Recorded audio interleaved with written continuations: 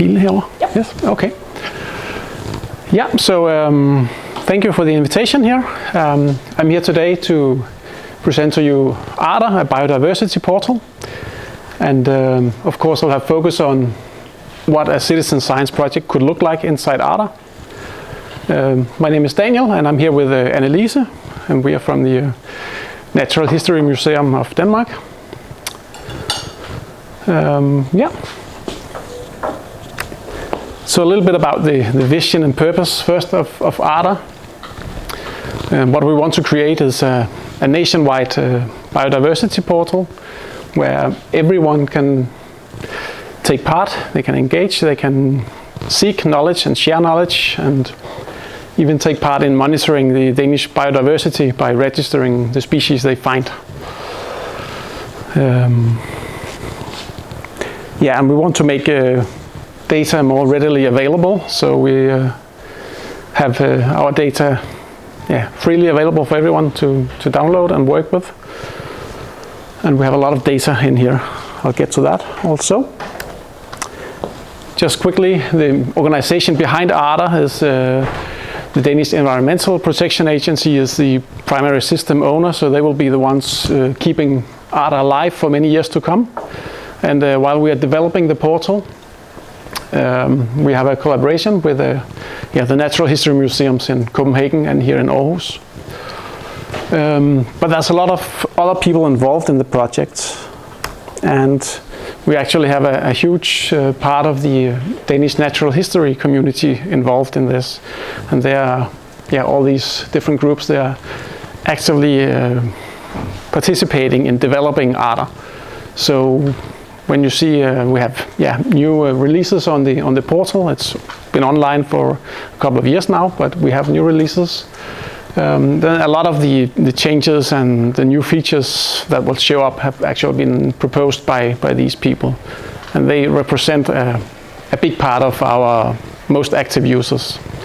So it's important to have the users participate in how they want the portal to work. A few numbers about ARDA. We have getting close to 10,000 users. And as you can see, we have more than 45 million records in here. So besides the ones from ARDA, it's a lot of records from the authorities, municipalities and so on, and it's from collections from the museums, and it's private collections. There are some small societies that have maybe their own private database, and we help them get it into ARDA so that it becomes available. And then there are other portals where you can also register what you find out in nature, such as iNaturalist, I guess someone will know. So we have a lot of data available. And of all these records right now, 185,000 are from our users. So I think that's quite a lot already. Not all of them are validated yet, and why we are validating it is, of course, because we need to have a high data quality if you're going to use these data for any science projects. And the validation is to a large extent done by humans, but we've also added some automatic validations so that when you find something and it's based on geography or phenology, it fits what we know is plausible, then it will get more points in this validation process. We also have introduced some image recognition so that you can get help in identifying the species. It's working pretty well, but we are still teaching our AI. It's learning. From the more data we put into it, the better it will become at actually correctly identifying the species.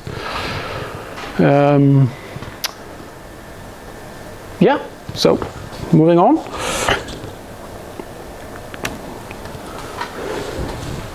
So one of the interesting parts in our solution is this community and activity spaces place. We have a list in the bottom. Those are the sort of the communities. So every organization can have their own place here where they can share information with their members and maybe make some activities just for them or for everyone. But I think when it comes to citizen science projects, we are in the top part here where we have the activities, or projects we could call them. And it's something that everyone can go and do already now. We have this create new activity, and you can just start, and you can make your own project, or private for you or for everyone. So let's just see a little bit about what we can do on a project or an activity.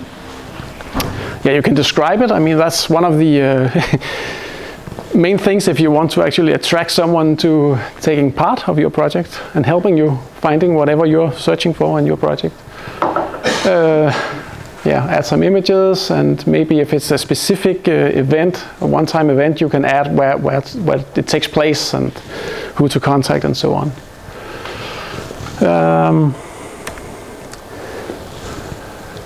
And there's a time criteria here. You can decide if you want this to be an ongoing event or if it's something in a given time period.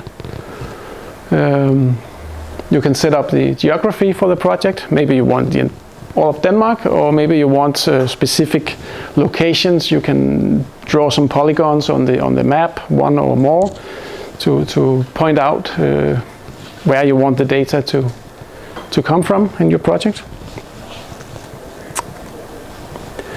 There's a taxonomy option here. So if you're not looking for anything alive out there, you can pinpoint specific species or at any level that you want to limit your search. And you can add users. So if you don't want everyone to participate, or if you want to pick specific users to participate in this, you can add it here. And then it will only be available and visible to those users. But I guess in most cases we want as many participants as possible. You can choose which data sets to use. So maybe you only want the ADA data, because then you're more in control of what data gets in here, because that's where you control the project. Or maybe you will allow data from iNaturalist also, or some of the other sources to count in the statistics for this. Yeah, and we have the validation point. You can choose if you want only validated records, or if you want everything. And there's a few more things. Yeah, you need an administrator to be able to change the project if you want to change the settings. Some top lists. A lot of people, I think, find it engaging if there's something where you can see this person has found the most species, or maybe it's more based on the species. So you can see this red listed species has been found the most during the project, or whatever you want. So it's a little bit of gamification, I guess. Yeah, and you can add some tags to make it easier for people to find your project. Okay, some examples. And I'm not going to go into whether this is citizen science or not, but the first one up here is Ellerød. That's from the Botanical Society. They created an activity where they want the members to search for one specific plant throughout 1 year and find out all over Denmark where is this located. We have one called Microsafari, aimed at first and second grade students. And there's one here, Danmark Udforsker. And that's a project that's searching for a number of species. I'm not sure how many. Well, there's been found at least 62 species, it says over here, so at least that amount.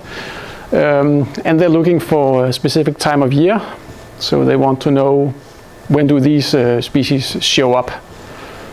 When is the first time you see it during the year? And yeah, if you want to explore, you see the top list here in the bottom. You can see which species has been found the most.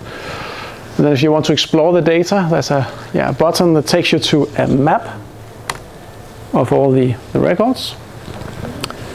So we have the species shown in the top, and we have the time period that it was limited to, and then where people have found some of these species. And Now we cannot show 19,000 dots on the map, so we're going to develop sort of a heat map feature where you can see the density of the species instead of just a few dots.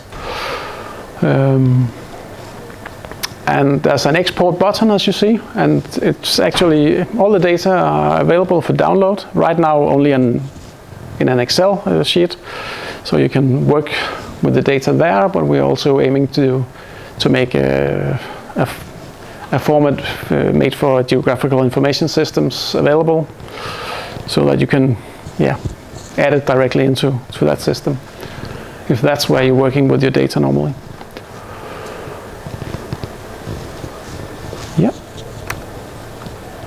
Right, so we have a lot of features coming up. We just mentioned a few here.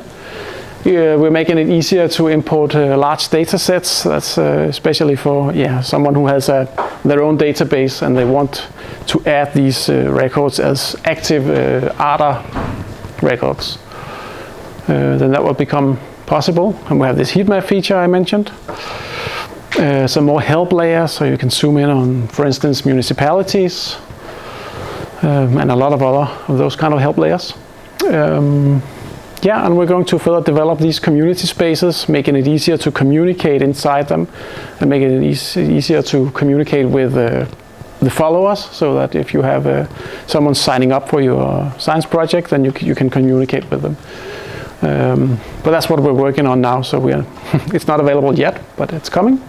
And if you have any other suggestions, we are open to receive any input.